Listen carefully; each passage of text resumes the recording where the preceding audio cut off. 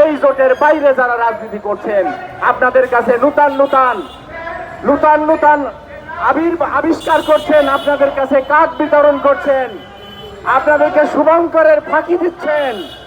আপনারা যদি আবার এই প্রতারণার ফাঁদে পা দেন, তাহলে এর চাইতে ভয়াবহ বিপদ গজব বাংলাদেশে তারা নিয়ে আসবে।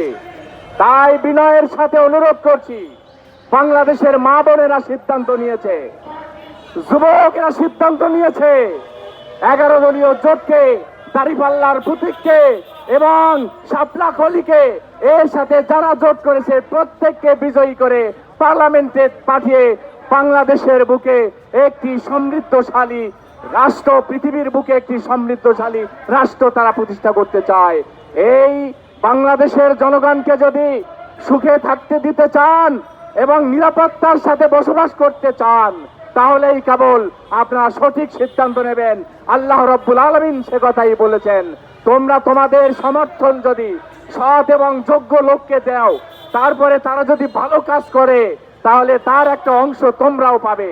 আর যদি অসৎ চরিত্রের লোক, ওই ঘুষখোর, দুর্নীতিবাজ, জেনাকার, হাইজাকার এবং রাষ্ট্রদ্রোহীদেরকে যদি দাও, সেই সমর্থন দেওয়ার পরে তারা নির্বাচিত হয়ে যত অপকর্ম করবে, গুনাহের কাজ করবে, তার অংশ তোমরা পেতে থাকবে। সুতরাং আপনারা সিদ্ধান্ত নেন, আপনারা কোন পথে যাবেন। আপনারা ভালো মানুষকে বেছে নেবেন নাকি দুর্নীতিবাজ, রাষ্ট্রদ্রোহীদেরকে বেছে নেবেন, এই সিদ্ধান্ত আপনাদেরকে নিতে হবে।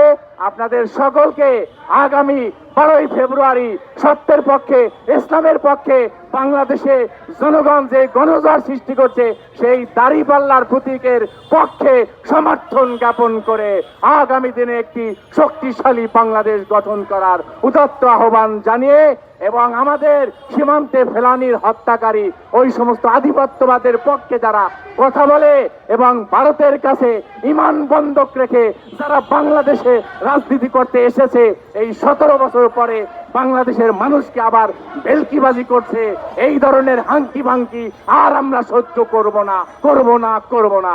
আপনাদের সকলকে ধন্যবাদ জানিয়ে আমার বক্তব্য শেষ করছি। সম্মানিত ভাইরা, এ পর্যায়ে বক্তব্য নিয়ে আসেন জাতীয় ঐক্যজোটের সম্মানিত চেয়ারম্যান, বিশিষ্ট রাজনীতিবিদ, ইসলামী ব্যক্তিত্ব জনাব মাওলানা আলতাফ হোসেন।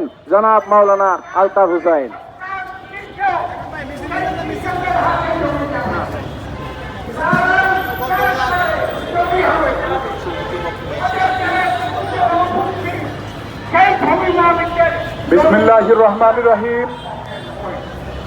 দেশপ্রেমিক নাগরিক মঞ্চ কর্তৃক আয়োজিত আজকের এই জনসভায় উপস্থিত সম্মানিত সভাপতি, উপস্থিত সম্মানিত আলোচকবৃন্দ, উপস্থিত সম্মানিত সাংবাদিক সহ সকল ভাই বোনেরা, আসসালামু আলাইকুম। প্রিয় উপস্থিতি,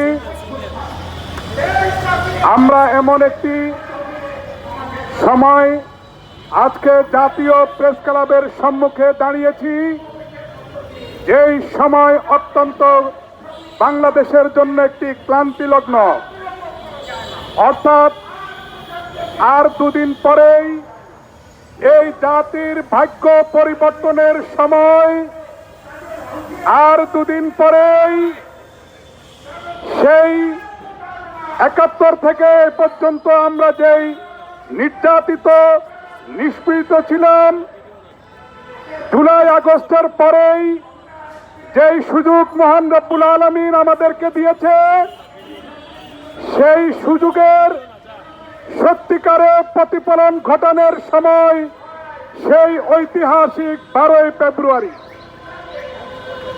এই 12ই ফেব্রুয়ারিকে যদি আমরা কাজে লাগাইতে না পারি, তাহলে আবার 17 বছরের জিঞ্জির আমাদেরকে আবার পড়তে হবে। তাই প্রিয় ভাই বোনেরা, আজকে আপনারা দেখবেন এক শ্রেণীর লোক, তারা আমাদের মা বোনদেরকে তারা ভুল বুঝাচ্ছে, ভয় লাগাচ্ছে।